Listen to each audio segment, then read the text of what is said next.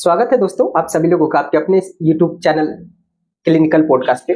आज से हम लोग शुरुआत कर रहे हैं नए पॉडकास्ट का, जिसमें हम लोग जो स्टूडेंट हैं उन लोगों का इंटरव्यू करेंगे और उसके साथ साथ जानेंगे जो वो हॉस्पिटल में प्रैक्टिस करते हैं क्लिनिकली, तो उस समय में वो क्या क्या सीखते हैं और दूसरे को बताने लायक क्या क्या चीजें हैं जो दूसरे बच्चे जिससे सीख सकते हैं, दूसरे स्टूडेंट सीख सकते हैं। तो इसमें आपको बहुत सारी ऐसे बेनिफिट्स होने वाले हैं।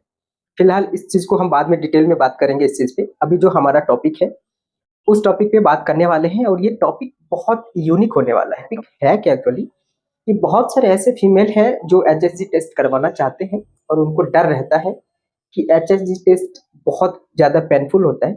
तो ऐसा नहीं है। आज हमारे साथ मैम है, मिस अनुप्रिया मैम, और उनसे जानेंगे कि एक्चुअली एचएसजी टेस्ट होता कैसे है और क्यों करते हैं, कितना पेन होता है। अगर कोई पेशेंट या फिर कोई ऐसे पर्सन देख रहे हैं जिनको एचएसजी करवाना है, तो वो इस चीज को देख करके उनको आइडिया लगे कि एक्चुअली जो आपका एचएससी टेस्ट होता है वो किस तरीके से होता है। उनको डरने की कोई जरूरत नहीं है। इसी चीज को लेकर के हम लोग जो है एक नए पॉडकास्ट की शुरुआत कर रहे हैं जिसका नाम है क्लिनिकल पॉडकास्ट। तो आइए ज्यादा देर ना करते हुए हम मैम से जानते हैं कि एचएसजी टेस्ट कैसे होता है, कितना पेनफुल होता है एक्चुअली या नहीं होता है, और अगर होता है तो किस तरीके का होता है, क्यों करवाते हैं। इसमें बहुत सारे ऐसे सवाल पूछेंगे। लास्ट में एक ऐसा सवाल जो सबके मन में होता है कि प्रेगनेंसी का, अगर कोई ऐसे पर्सन है, ऐसे फीमेल है जो कंसीव नहीं कर पा रही है, काफी दिन से परेशान है, तो क्या ये जो एचएसजी टेस्ट है उसमें भी फायदेमंद है या नहीं है, उस सवाल को भी हम लोग जो है मैम से जानेंगे। मैम प्रैक्टिस कर रहे हैं इन सब चीजों को, बहुत सारे ऐसे पेशेंट्स हैं जिनके साथ डील किए हुए हैं। सबसे पहले तो स्वागत है मैम क्लिनिकल पॉडकास्ट पे। Thank you. ये जो आज का हमारा टॉपिक है वो एचएसजी होने वाला है और इस टॉपिक पे हम लोग जनरली बात करेंगे जो पेशेंट है जो हमारे पास आते हैं। आप तो शायद बहुत सारे ऐसे पेशेंट है जिसके साथ डील करते हैं, तो जरा आप बताएंगे कि एचएसजी कैसे, अगर कोई पेशेंट आता है तो सच में उसको डरना चाहिए नहीं डरना चाहिए, क्योंकि बहुत सारे ऐसे लोग हैं, मैं कमेंट कर रहा था जो एचएसजी के वीडियोस होते हैं उसके, तो बहुत सारी ऐसे महिलाएं हैं जो उस पर कमेंट करते हैं कि ये बहुत ज्यादा पेनफुल होता है, नहीं करवाना चाहिए, कभी नहीं करवाना चाहिए। तो उसके बारे में आप क्या कहना चाहेंगे? नहीं, ऐसा नहीं है कि एचएसजी बहुत पेनफुल टेस्ट है, नॉर्मल टेस्ट है। मतलब करवा सकते हैं कोई भी आराम से, बहुत पेनफुल नहीं होता है। डेली देखते हैं पेशेंट को तो अलग अलग टाइप के पेशेंट होते हैं, किसी को थोड़ा दर्द होता भी है, किसी को बहुत मतलब नहीं भी होता है, तो नॉर्मल है। इन सब चीजों से पहले हम जान लेते हैं कि एक्चुअल में एचएसजी का प्रोसीजर होता है। आप शायद उस चीज को डील करते हैं तो आपको बहुत अच्छे से पता होगा।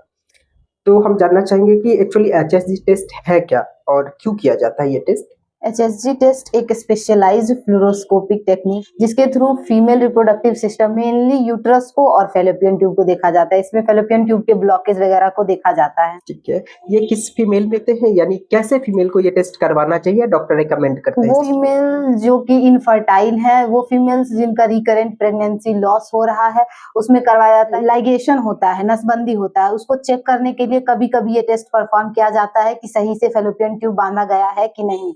और पोस्ट एक्टोपिक प्रेगनेंसी को चेक करने के लिए भी किया जाता है ये वाला टेस्ट। अच्छा, इसके बाद मेरा इसी प्रोसीजर से रिलेटेड अगला क्वेश्चन है कि टेस्ट का जो सही समय होता है, टेस्ट का कोई समय होता होगा, पीरियड होता होगा, टाइम पीरियड, कि उस एचएसजी टेस्ट को कब करवाना चाहिए। जैसे मैंने सुना है, मुझे जानकारी कि 10वें दिन तक करवा सकते हैं, ये क्लियरली नहीं पता कि कौन से 10वें दिन।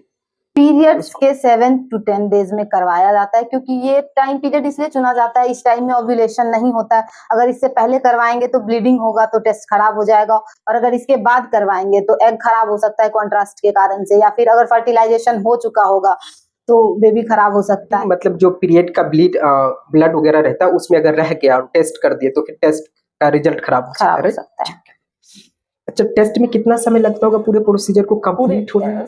25 से 30 मिनट्स लगता है पूरे प्रोसेस में, लेकिन उसमें 10 से 15 मिनट्स में हमारा मेन काम होता है, बाकी पेशेंट प्रिपरेशन में टाइम लगता है। पेशेंट प्रिपरेशन में यही होता है कि पोजिशनिंग करवाया जाता है उनका, फिर जो उसको साफ करवाया जाता है कॉटन विटारिन के थ्रू, उसके बाद उसमें कैथेटर को इंसर्ट किया जाता है, उसमें थोड़ा बहुत उनको पेन होता है, तो उस सब प्रोसेस में थोड़ा ज्यादा टाइम लगता है। बाकी मेनली जो प्रोसेस होता है उसमें 10 to 15। अच्छा, जो मेनली जो टेस्ट का समय है वो बहुत कम है, लेकिन जो प्रोसीजर्स वगैरह है, जो पोजीशनिंग वगैरह, उसमें डॉक्टर्स आते हैं, पोजीशनिंग में टाइम लगता है, उसमें टाइम लगता है। ठीक है।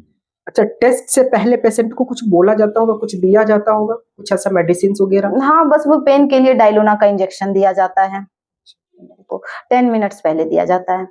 टेस्ट जैसे मान लेते हैं कि 10 मिनट बाद टेस्ट स्टार्ट होगा, डॉक्टर आएंगे तो 10 मिनट पहले उसको डायलोना का इंजेक्शन देते हैं, उसके बाद एक स्काउट इमेज लेते हैं उसका नॉर्मल। तब तक जो वहाँ पे लोग होते हैं तैयार करके रखते हैं। टेस्ट के बाद कौन कौन सी कॉम्प्लिकेशन हो सकती है पेशेंट्स को? जैसे अगर पेशेंट कोई फीमेल है, वो टेस्ट करवाना चाह रही है, उनका जो है डॉक्टर ने लिखा है कि आपको HSG टेस्ट करवाना है, तो कोई कॉम्प्लिकेशंस भी हो सकता है टेस्ट के बाद किसी फीमेल टेस्ट के बाद ज्यादातर कॉम्प्लिकेशन नहीं होता है, नॉर्मल किसी किसी में होता है कि पेन होता है। वो पेन भी किस तरीके का होता है, पेन होता है किसी किसी को माइल्ड होता है, बहुत कम होता है, किसी को थोड़ा मॉडरेट होता है, पीरियड्स पेन जैसा पेन होता है, उससे ज्यादा पेन नहीं होता है। क्योंकि शो है, उस शो से पहले मैं बहुत सारे ऐसे टेस्ट के जो HSG टेस्ट के जो वीडियोस होते हैं उसको मैं रिव्यू कर रहा था, तो उसमें मुझे देखने को मिला कि बहुत सारी ऐसी महिलाएं हैं, कुछ लोग जो करवाने के लिए सवाल पूछ रहे हैं, कुछ लोग जो करवा चुके हैं उसके लिए सवाल पूछ रहे हैं। बहुत सारे ऐसे लोग हैं जिनके बहुत सारे ऐसे सवाल हैं। ये सवाल भी मैम से करेंगे, क्योंकि मैम अपने डेली लाइफ में बहुत सारे ऐसे पेशेंट से डील करते हैं, बहुत सारे ऐसे लोगों को देखते हैं, उनके साथ रह करके प्रोसीजर्स परफॉर्म भी करते हैं कई बार, तो उनको बहुत ज्यादा नॉलेज है इन सब चीजों के, तो वो आपको बहुत अच्छे से बता सकते हैं और उनसे आप जान भी सकते हैं।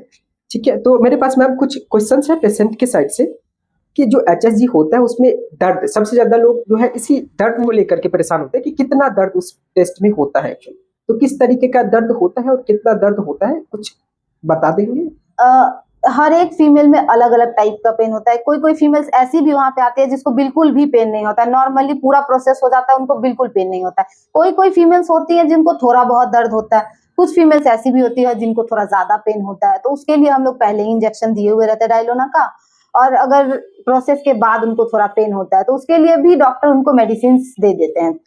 कई बार ऐसा होता है मैम, हम भी मतलब हम लोग साथ में ही हैं, और लेकिन ऐसा होता है कि आपको इन सब चीजों का अपॉर्चुनिटी ज्यादा मिलता है एज अ फीमेल। अब जैसे हम एक मेल है तो हम लोगों को थोड़ा कम होता है, क्योंकि उस प्रोसीजर में जैसे फीमेल का अगर कोई प्रोसीजर हो रहा होता है और वो खासकर ऐसा जो उसके पेल्विक रीजन का यानी प्राइवेट पार्ट का हो रहा होता है, तो उसमें मेल पर्सन को अलाउड नहीं Allow रहता नहीं किया है बिना जाता है। परमिशन के। पेशेंट के जो वो होते हैं परमिशन लिया जाता है, अगर पेशेंट मान जाते हैं कि हाँ ठीक है कोई बात नहीं, तो होता है। तो उसमें होता है कि हम लोग भी कई बार देखे हैं ऐसा HSG का टेस्ट, तो उसमें बहुत सारे ऐसे पेशेंट रहते हैं कि जिनका HSG हो जाता है, उसके बाद वो पूछते हैं कि हो गया क्या टेस्ट, इसका यही मतलब होता है कि उनको दर्द फील नहीं हुआ है। बिल्कुल फील नहीं होता बहुत सारे ऐसे पेशेंट्स भी होते हैं जो आसानी से टेस्ट को करवाते हैं, आराम से दर्द हो जाता नहीं भी होता है। है। कुछ पेशेंट्स होते हैं जो थोड़ा बहुत जिनको पेन दर्द फील होता है।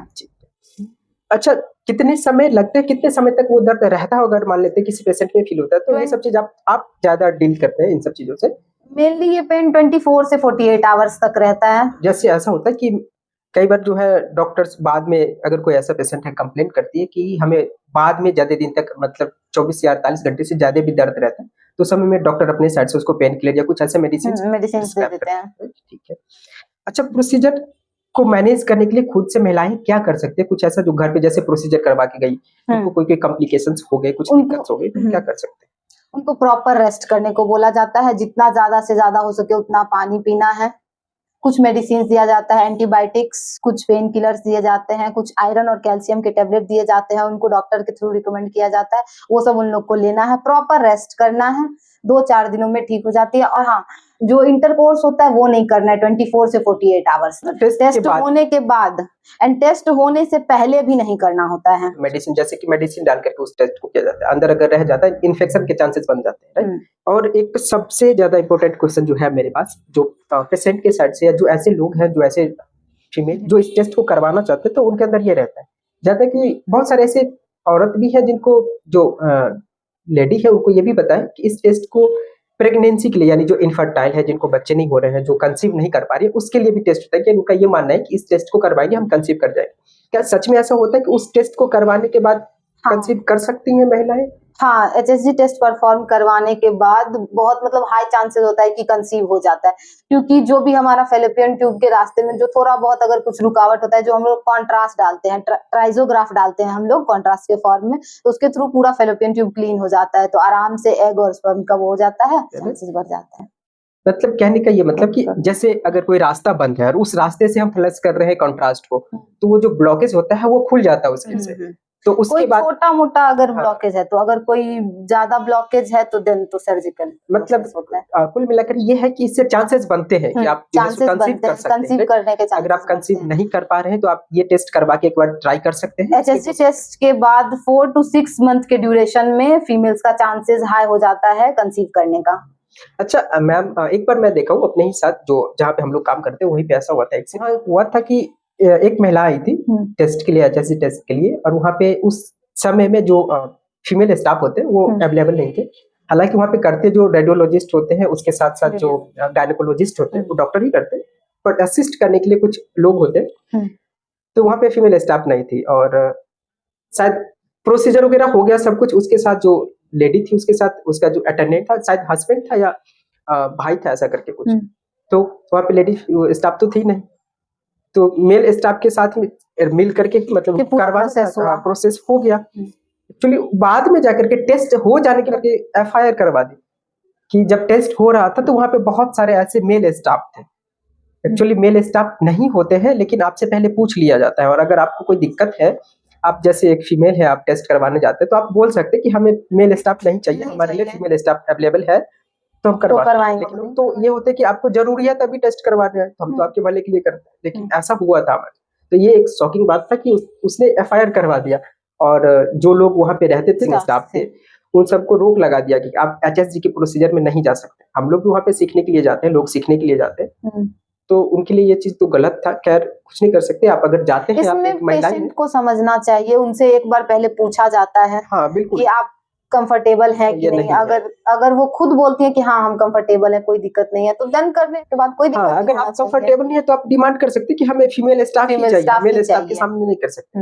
लेकिन जब आपका सारा प्रोसीजर हो जाता है, उसके बाद जाकर के आप FIR करवा देते हैं, तो आपको इतना तो पता चल रहा होगा उस समय की जो स्टाफ है वो मेल स्टाफ ही हैं सारे, तो हमें नहीं करवाने, आप नहीं करवाते।